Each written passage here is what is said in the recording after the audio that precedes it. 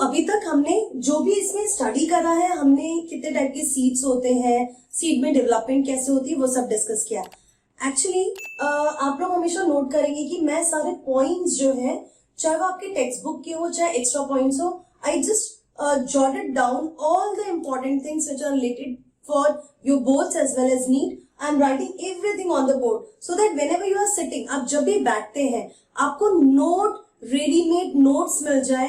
तो होता क्या है ना, जब आप इसको देख के लिखेंगे तो लिखते लिखते एक तो आपकी हैंड राइटिंग में होगी और आपको याद भी हो जाएगा, और आप थोड़ा बहुत उसके आसपास स्पेस भी, you can leave the spaces so that आपको कभी कुछ एक्स्ट्रा कुछ याद आता है, so you can write it down in that free spaces. Fine, so this is what my purpose of writing all the content on the board.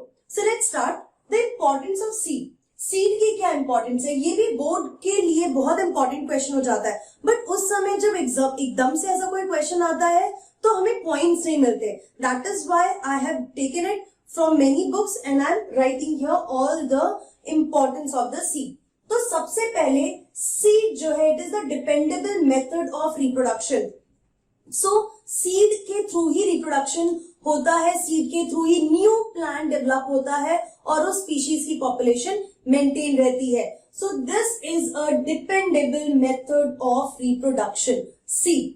Second, perennation. You know that seed dry होता है, उसका embryo जो होता है वो dormant condition में होता है और सीड को कवर करता है थिक लेयर। सो इसकी वजह से जो सीड होता है वो अनफेवरेबल कंडीशन में अपने आप को प्रोटेक्ट कर पाता है, ताकि जैसे ही फेवरेबल कंडीशन हो वो डेवलप हो सके, वो रिप्रोड्यूस कर सके, वो सीडलिंग बना सके।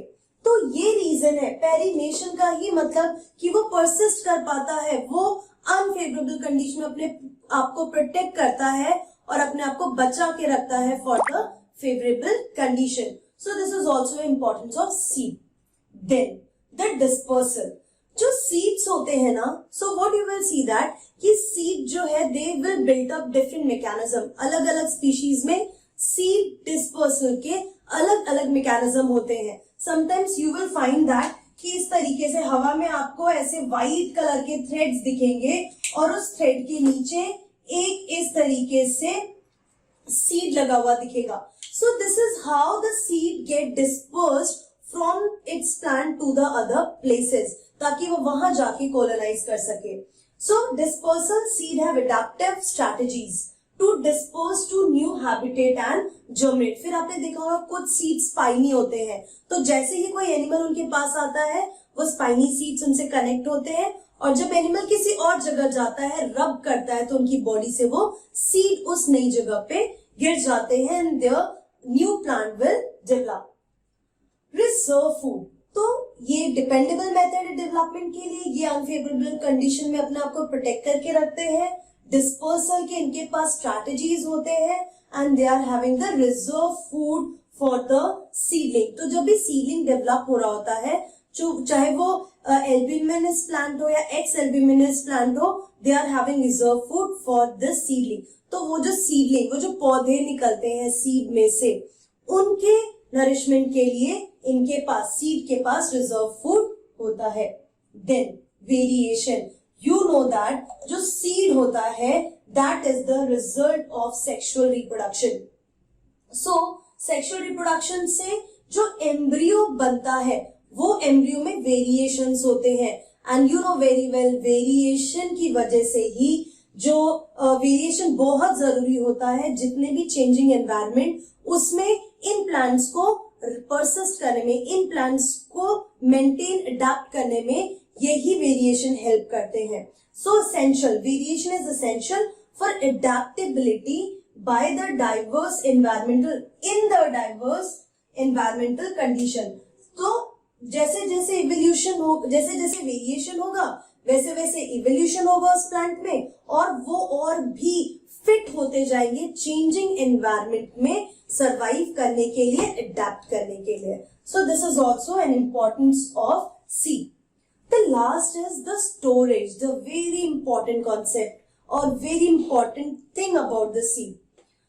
जो सीड्स होते हैं can be stored for later use. आप सीड को रखिए, इस साल नेक्स्ट ईयर आप उसको जर्मिनेट कर सकते हैं, या 4 महीने के बाद या 5 महीने के बाद आप उसे जर्मिनेट कर सकते हैं।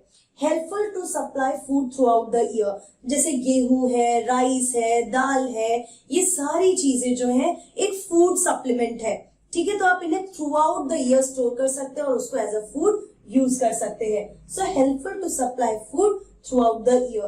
तो जैसे ही जो किसान होते हैं they will get the grains, वो उनको स्टोर करके रखते हैं और जैसे जैसे मार्केट की रिक्वायरमेंट होती है वो मार्केट में इन्हें सेंड करते रहते हैं।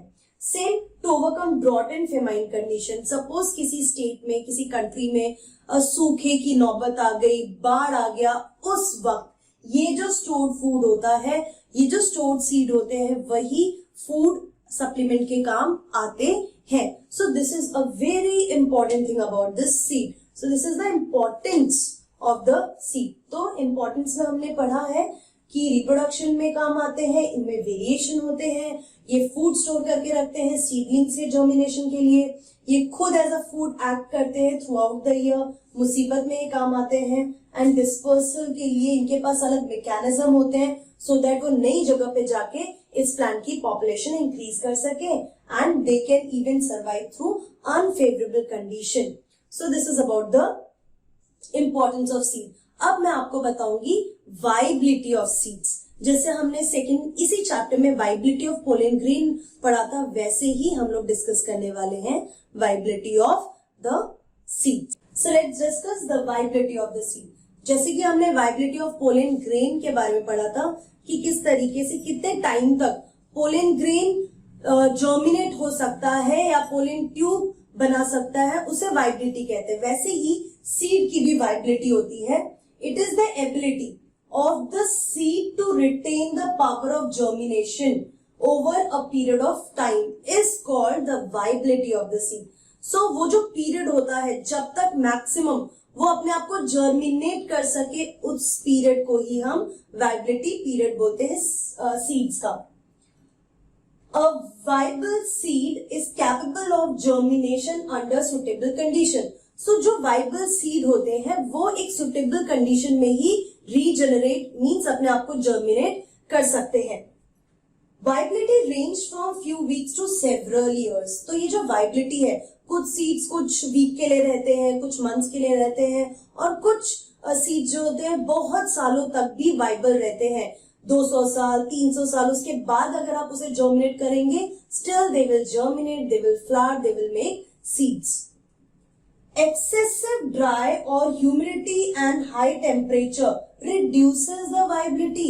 So seed की जो viability होती है वो, अगर seeds excessively dry हो जाएगा, वैसे भी seed dry होता है, but अगर वो ज्यादा dry हो जाए, humidity हो ज्यादा या ज्यादा temperature हो, इन सब condition में जो viability है seed की वो reduce हो जाएगी, उसकी जो power है germination की वो reduce हो जाएगी, कम हो जाएगी।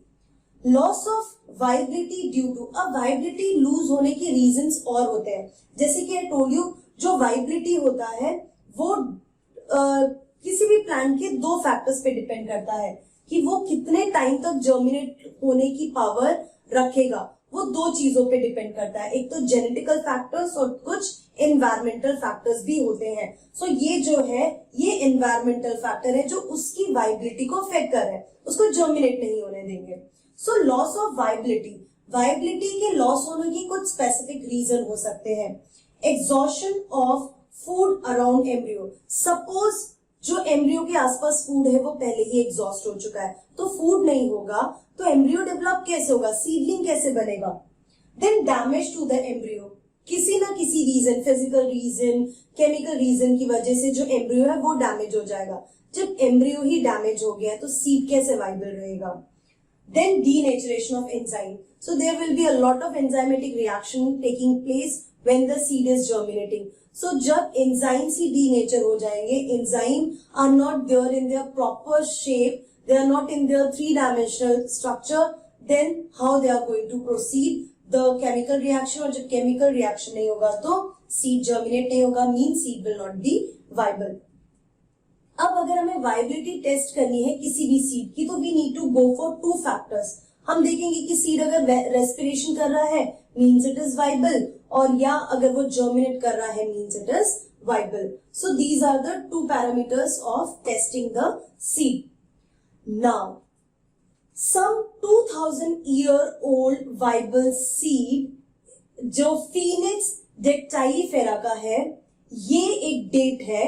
सो 2000 ईयर ओल्ड वाइबल सीड हमको मिला ड्यूरिंग, ये डिस्कवर किया गया जब आर्कियोलॉजिकल एक्सकेवेशन चल रहा था किंग्स हेरोड्स पैलेस में. डेड सी के पास ये कोई पैलेस है, उस पैलेस में जब आर्कियोलॉजिकल एक्सकेवेशन चल रहे थे उस समय ये जो सीड है 2000 साल पुराना सीड जो है वो डिस्कवर हुआ and it is still viable. दूसरा 10,000 years old seeds of Lupinus archaiticus, जो ये आर्किटिकस है 10,000 years old सीड है जो कि आर्किटिक टुंड्रा से निकाला गया था और उसको फिर जर्मिनेट किया गया तो उसने फ्लावरिंग की, उसमें फ्रूट्स बने. So these are the example कि कितने लंबे टाइम तक भी सीड वाइबल है, उसके प्रेजेंट एग्जाम्पल्स ये है. सो this is about the importance and viability. Importance की सीड की क्या क्या इंपॉर्टेंस हो सकती है और सीड को वाइबल बनाने के लिए कौन कौन से internal and external factors responsible है, और स्पेशली ये दोनों नीट पॉइंट ऑफ व्यू से बहुत इंपॉर्टेंट कंटेंट है. ये क्वेश्चन बहुत इंपॉर्टेंट है, so please do remember that. So this is all about importance and viability. See you in my next video. Till then, keep learning and be safe.